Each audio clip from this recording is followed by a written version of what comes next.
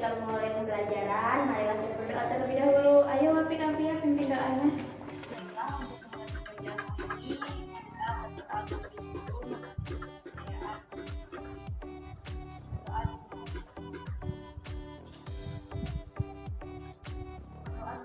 Baik, terima kasih Wapi.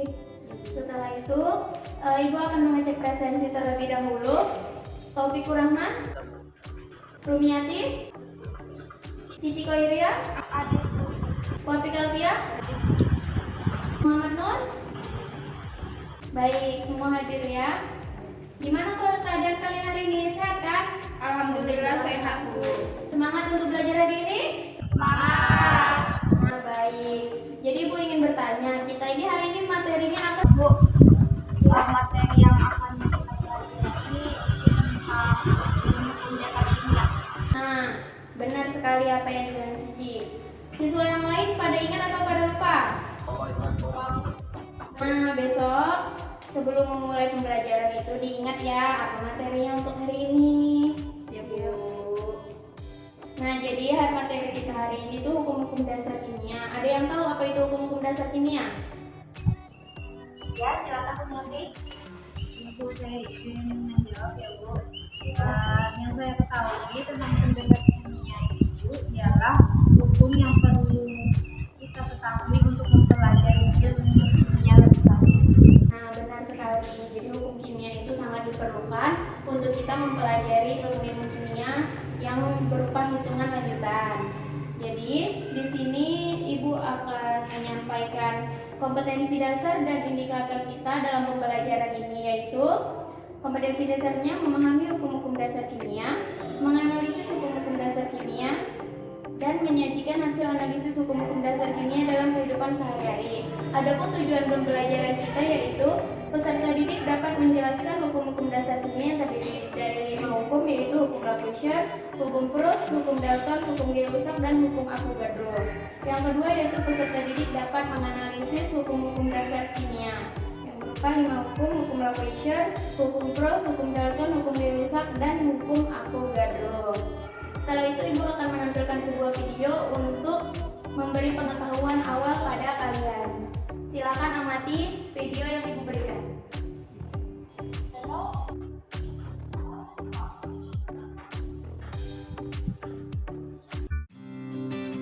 The law of conservation of mass.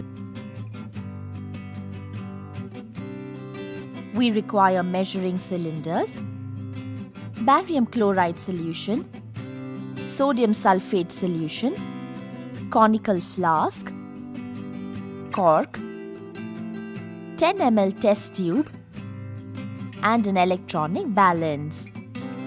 Measure 5 ml of sodium sulfate solution in a measuring cylinder.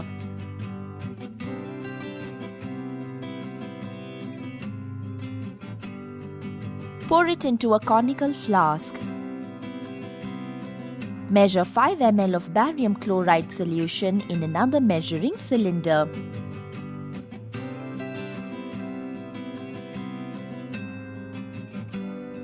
Pour it into a 10 ml test tube. Tie the test tube using a thread and hang the test tube in a conical flask carefully so that the solutions do not mix with each other. Cork the conical flask so that the thread holding the test tube is firmly held in place. Take the conical flask and carefully weigh the flask on an electronic balance with all the contents, ensuring that the solutions do not mix, and note the reading. Take the flask from the balance, tilt it and swirl the flask so that barium chloride solution in the test tube spills and mixes with sodium sulfate solution in the flask and forms a white colored precipitate of barium sulfate BaSO4 and an aqueous solution of sodium chloride NaCl. Wait for 10 minutes to complete the reaction. The precipitate of barium sulfate settles down to the bottom of the flask. Weigh the contents of the flask again and note down the reading. It will be observed that the total mass of the reactants is equal to the total mass of the products. Hence, the law of conservation of mass is verified.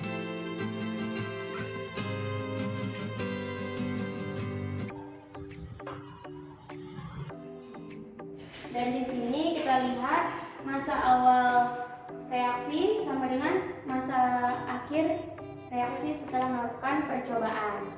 Jadi, dari video yang didapatkan, siapa yang dapat menyimpulkan apa isi dari video ini? Saya, Bu. Ya, baik, silakan Niki. Menurut pandangan saya, video tadi menceritakan tentang hukum kekal massa, di mana dalam tersebut dinyatakan bahwa jumlah massa zat sebelum reaksi sama dengan jumlah massa zat sesudah reaksi. Baik, benar sekali. Adakah teman-teman yang ingin menambahkan lagi? Baiklah, jika tidak ada, beri tepuk tangan untuk Cici yang telah bekerja.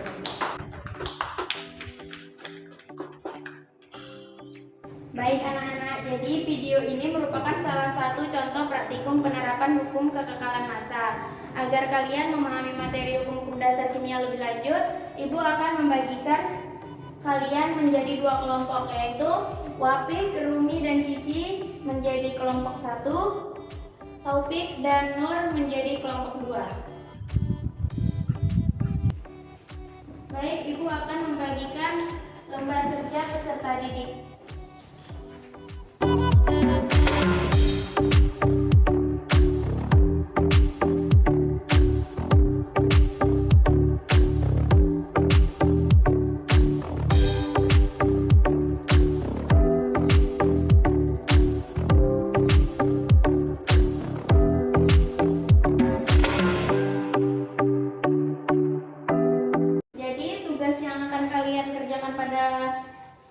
Lembar kerja peserta didik itu di situ terdapat 5 kasus yang berkaitan mengenai hukum-hukum dasar kimia. Jadi dari setiap kasus tersebut kalian analisis. Setelah itu hasil analisis yang kalian dapatkan kalian tuliskan pada lembar kerja yang telah Ibu berikan. Tetapi sebelum itu Ibu meminta perwakilan masing-masing kelompok setiap individunya mengambil undian yang akan menentukan nanti urutan presentasinya. Silakan dimulai dari kelompok 1, Wapik Alfian.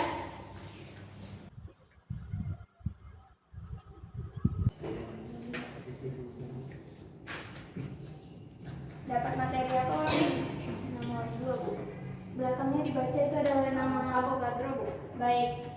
Hukum Avogadro itu didapat oleh Wapik Alfian. Sebentar ya, Ibu catat.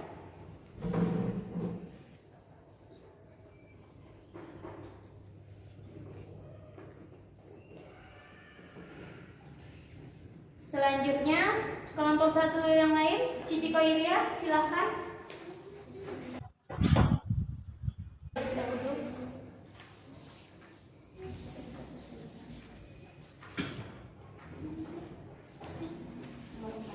Silahkan dibaca, kamu mendapat hukum apa? Rusak. Nah, Cici mendapat hukum gaya rusak. Selanjutnya, Rumiati.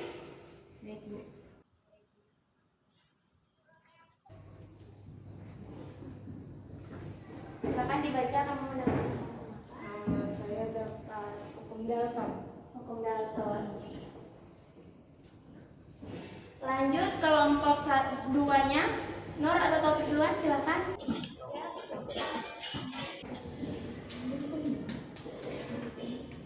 Saya dapat nomor 5 hukum pros. Hukum pros. Berarti Topik Rahman mendapat hukum, silakan ambil.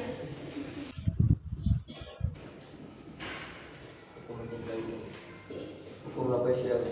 Oke, baik, terima kasih.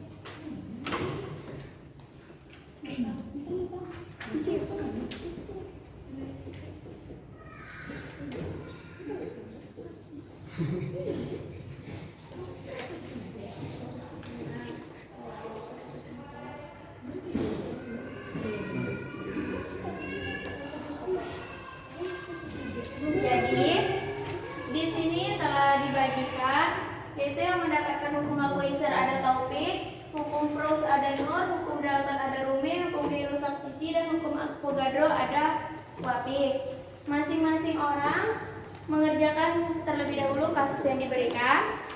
Ibu beri waktu 5 menit. untuk menganalisis kasus yang tersedia.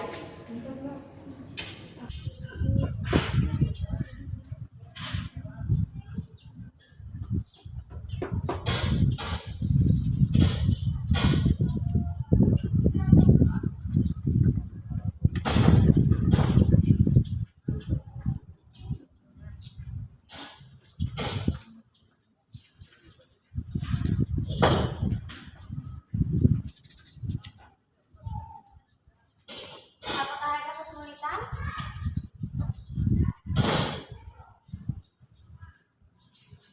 Bagaimana kelompok topik nomor?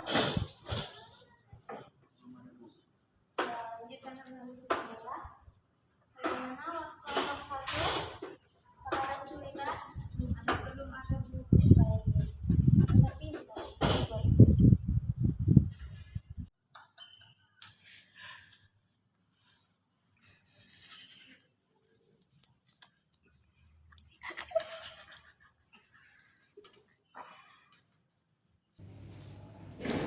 Sudah, bagaimana? Sudah selesai, anak-anak? Sudah, Bu.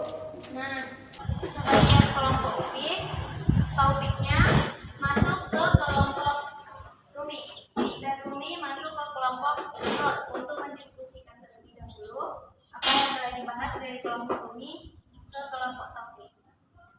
Silakan topik kelompoknya kelompok satu.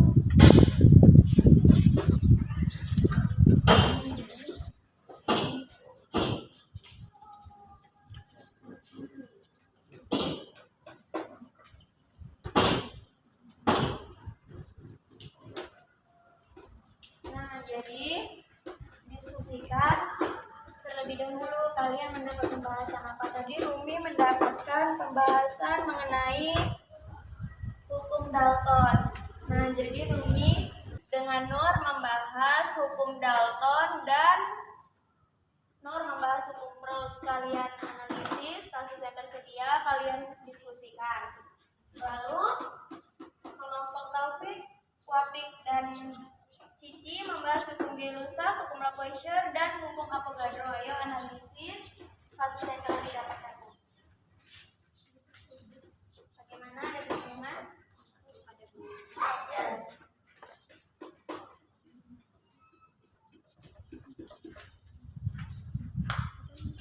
Buku. Ya, ada apa Rumiati? Ini pada kasus dulu kami sedikit kesulitan. Oh, jadi pada kasus 2 ini tuh kamu sebelumnya pernah mempelajari dulu untuk hukum dasar kimia itu kan terbagi menjadi 5. Ada hukum Lavoisier, Prus, Dalton, Gay-Lussac, dan hukum Avogadro. Pada hukum Lavoisier itu tuh hukum kekekalan massa. Prus itu hukum perbandingan tetap. Jadi ini kasus yang kedua, coba kamu lihat. Pada saat kita membuat kue, setiap kita membuat kue, perbandingan takaran yang dimasukkan itu selalu tetap. Dikarenakan ukuran takaran setiap kue itu harus tetap, dikarenakan jika berkelebihan, maka kue tersebut tidak jadi. Atau bahasa kita sehari-hari itu bantet. Seperti itu. Jadi, setelah dianalisis, ini berarti merupakan hukum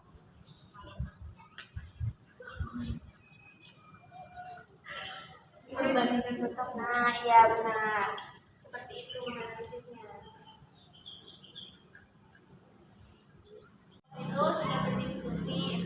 Nah, Ibu ingin menanyakan nih, hasil diskusi dari salah satu dari kalian itu seperti apa ya? Coba dari kelompok 2, kelompok Taufik dan Nur, coba jelaskan. Ibu minta untuk kasus yang ketiga itu merupakan hukum apa? Silakan berdiri, Taufik, maju ke depan, jelaskan. Yaitu merupakan hukum Dalton. Nah, mengapa hukum Dalton? Jadi pada kasus tersebut dalam senyawa CO, C dan O mempunyai perbandingan 3:4 dan perbandingan C dan O dalam senyawa CO2 3:8. Setelah itu, Nah, jadi kita memperhatikan saat bahwa jumlah atom C itu dalam kedua senyawa sama. Dan menurut hukum Dalton, perbandingan massa O kedua senyawa itu yaitu 4:8 atau 1:2. Hal tersebut sesuai dengan jumlah atom O pada CO dan CO2. Oleh karena itu kasus ini sesuai dengan hukum Dalton. Coba sebutkan apa itu bunyi hukum Daltonnya. Jadi adapun bunyi dari hukum Dalton itu Bu ialah perbandingan massa suatu unsur-unsur dalam sejumlah senyawa merupakan bilangan bulat yang sederhana. Nah, terima kasih Taufik, tunggu sebentar. Bagaimana dari kelompok 1 atas tanggapannya yang telah disampaikan oleh Taufik? Dengan hukum yang Nah, baik, beri tepuk tangan kepada Taufik. Silakan Taufik kembali ke tempat.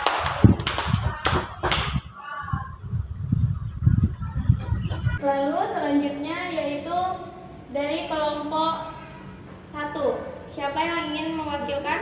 Ibu ingin meminta kalian menjelaskan kasus 1. Silakan satu perwakilan maju ke depan untuk menjelaskan hukum yang ada pada kasus 1.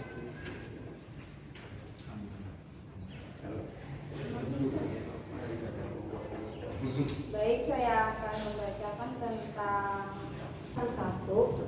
Jadi pada kasus 1 ini suatu percobaan pembakaran antara logam cair berwarna putih keperakan dengan raksa atau merkuri. Hasil yang didapatkan yaitu terbentuknya merkuri oksida berwarna merah. Merkuri oksida apabila dibakar akan menghasilkan gas oksigen dan logam merkuri. Begitu juga sebaliknya, apabila merkuri dibakar maka akan menghasilkan merkuri oksida. Melalui percobaan tersebut akhirnya diketahui massa oksigen yang digunakan untuk membakar merkuri sama dengan massa oksigen yang dihasilkan jika kita memanaskan merkuri oksida. Jadi kesimpulannya pada kasus tersebut terdapat hukum apa? Pada kasus di atas itu dapat disimpulkan bahwa kasus tersebut sesuai dengan hukum kekekalan massa. Mengapa? Adapun bunyi hukum kekekalan massa itu dalam setiap reaksi kimia jumlah massa zat-zat sebelum dan sesudah reaksi adalah sama. Nah, ini tadi analisis yang didapatkan dari kelompok 1. Bagaimana menurut pendapat kelompok 2? Dari kelompok kami setuju dengan saya sepakat juga. Baik, terima kasih. Tepuk tangan kepada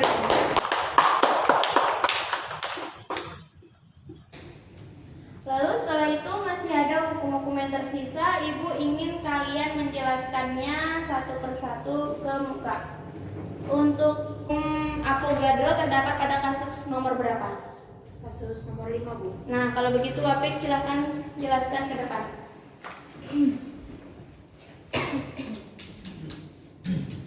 Pada kasus nomor 5 ada hukum Avogadro.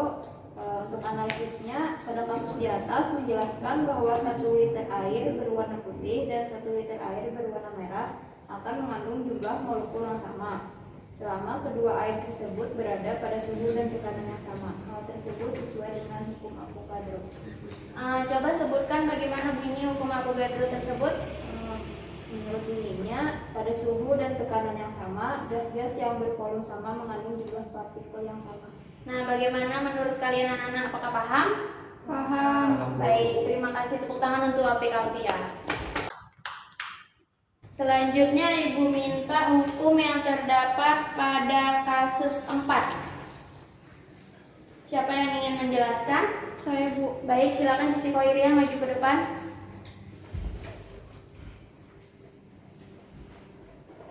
Jadi di kasus 4, kasus tersebut menyatakan bahwa botol yang tertutup atau kaleng aerosol jika dilemparkan ke api maka akan meledak karena naiknya tekanan gas di dalamnya. Hal tersebut sesuai dengan hukum Gay-Lussac atau hukum perbandingan volume. Nah, coba kamu sebutkan apa itu hukum Gay-Lussac, bunyinya bagaimana? Jadi pada suhu dan tekanan yang sama, volume gas-gas sebanding dengan koefisien masing-masing gas. Bagaimana menurut kalian hasil analisis yang didapatkan oleh Cici Koiria? Sesuai, Bu. Baik, beri tepuk tangan kepada Cici Koiria.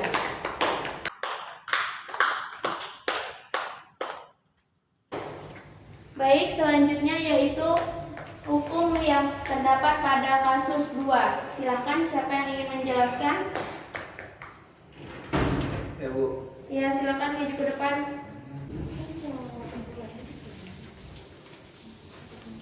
Jadi pada kasus 2, Ya. pada saat membuat adonan kue, untuk mendapatkan kue yang lezat tentu saja membutuhkan takaran dari bahan-bahan sesuai. Jika bahan yang digunakan tidak memiliki takaran sesuai, perbandingan tetap, maka bisa jadi kue tersebut tidak akan jadi. Nah, jadi pada kasus 2 itu menggunakan hukum Gauss, di mana pada kasus 2 itu dinyatakan bahwa dalam membuat kue kita harus membuat kue tersebut dari bahan-bahan dengan takaran yang tepat dan tepat sesuai dengan prosedur pembuatan kue. Hal tersebut sesuai dengan bunyi hukum Gauss, di mana perbandingan unsur-unsur yang menyusun suatu senyawa adalah tetap. Jadi itu, Bu. Baik, terima kasih Muhammad Nur. Bagaimana menurut kalian hasil analisis dari Muhammad Nur? Sudah sesuai, Bu. Sesuai. Baik, terima kasih. Silakan Ibu. Tepuk tangan kepada Muhammad Nur. Jadi, itu tadi pembahasan kita mengenai 5 hukum dasar kimia yang akan digunakan dalam kita mempelajari perhitungan kimia selanjutnya. Adakah yang ingin bertanya? Ya, silakan Rafiq Alfia yang ingin bertanya. Untuk penerapan dalam kehidupan sehari-hari bagaimana ya, Bu? Ibu akan mengambil satu contoh. Itu tuh yang Ibu ambil yaitu contoh dalam kehidupan sehari-hari kita dalam pembakaran obat nyamuk. Jadi, itu tuh terdapat hukum kekekalan massa, di mana kita ketahui bahwasanya obat nyamuk yang belum dibakar ketika kita timbang memiliki suatu massa tertentu. Setelah kita bakar, abu yang tersisa setelah pembakaran tersebut itu tuh hasilnya lebih kurang sama dengan massa sebelum bereaksi. Tetapi kenapa tidak tetap sama? Karena terdapat asap yang keluar. Itulah sebabnya maka pada pembakaran obat nyamuk terdapat hukum kekekalan massa, di mana massa zat sebelum reaksi sama dengan massa zat sesudah reaksi. Apakah kalian paham sampai di sini? Paham, Bu. Baiklah, jadi Ibu akan menguji pemahaman kalian dengan memberikan tugas kepada kalian. Buatlah poster dari 5 hukum dasar kimia yang dapat diterapkan dalam kehidupan sehari-hari. Ini masih ada waktu yang tersisa, jadi Ibu ingin kalian mencoba memikirkan judul dari masing-masing poster yang akan kalian selesaikan.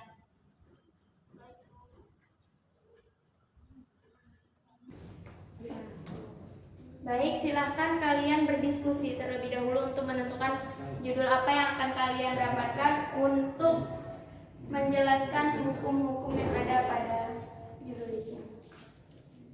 Jika sudah ada yang mendapat judul untuk dibuat poster, silakan angkat tangan. Kelompok kami, Bu. Nah, dari kelompok 1 sudah nih.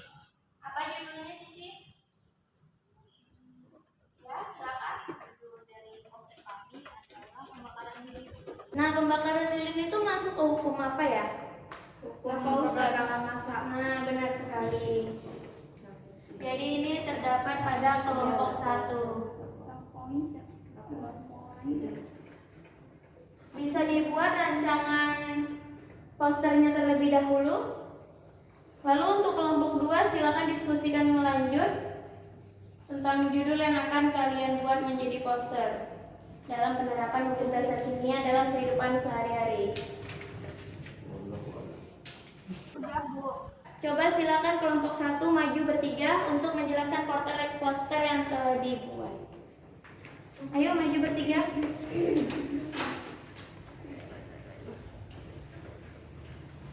Silakan terlebih dahulu ya. Ya baik, kami dari kelompok 1, saya sendiri Rumiati, Saya Rafiq Alfia. Saya Cici Mahiria. ya. Jadi kami di sini akan mempresentasikan sedikit tentang poster yang telah kami buat, yaitu hukum kekekalan massa tentang pembakaran lilin. Nah, tunjukkan ke temannya seperti ini, Mbak.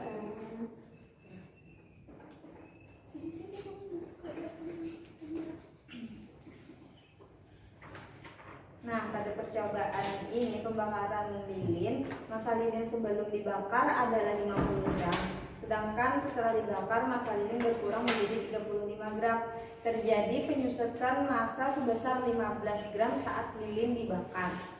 Nah, penyusutan terjadi pada saat proses pembakaran. Lilin yang mula-mula utuh setelah terkena nyala api akan meleleh dan berkurang 1 cm. Lilin yang mula-mula utuh setelah terkena nyala api akan meleleh dan menghasilkan asap yang berupa CO2 dan H2O. Setiap 5 menit pembakaran, panjang lilin berkurang 1 cm. Oleh karena itu, proses pembakaran menghasilkan asap yang berupa CO2 dan H2O. Maka terjadilah penyusutan massa pada lilin. Lilin atau parafin wax merupakan salah satu dari alkana atau hidrokarbon yang wujudnya padat. Pembakaran parafin wax itu mempunyai persamaan reaksi yaitu C20H42 ditambah O2 menghasilkan 20 CO2 ditambah 21 H2O. Pada peristiwa pembakaran lilin ini berlakunya hukum kekekalan massa pada reaksi kimia. Hukum kekekalan massa menyatakan bahwa jumlah massa sebelum dan sesudah reaksi adalah sama. Nah, ini jadi hasil presentasi poster dari kelompok 1, yaitu kelompok Cici, Wapik, dan Rumiati. Bagaimana dari kelompok Taufik? Apakah ada yang ingin ditanyakan? Nah, silakan.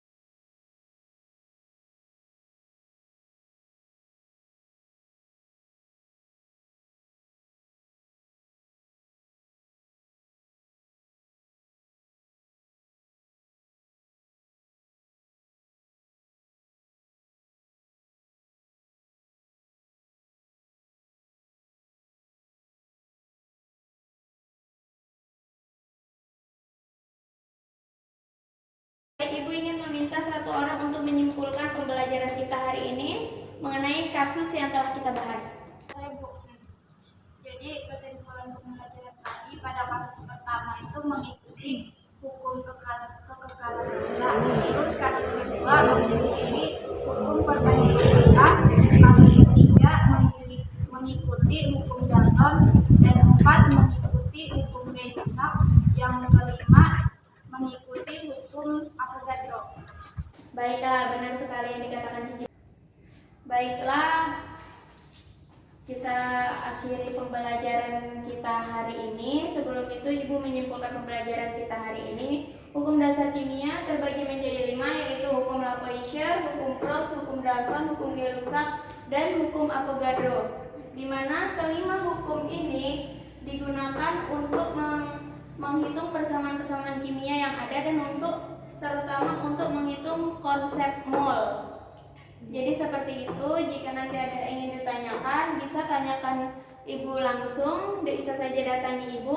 Sekian pembelajaran kita hari ini. Sebelum kita menutup pembelajaran, lebih baiknya kita berdoa terlebih dahulu. Silakan Wapik Afiat pimpin doa untuk kita menutup pembelajaran kita. Mari.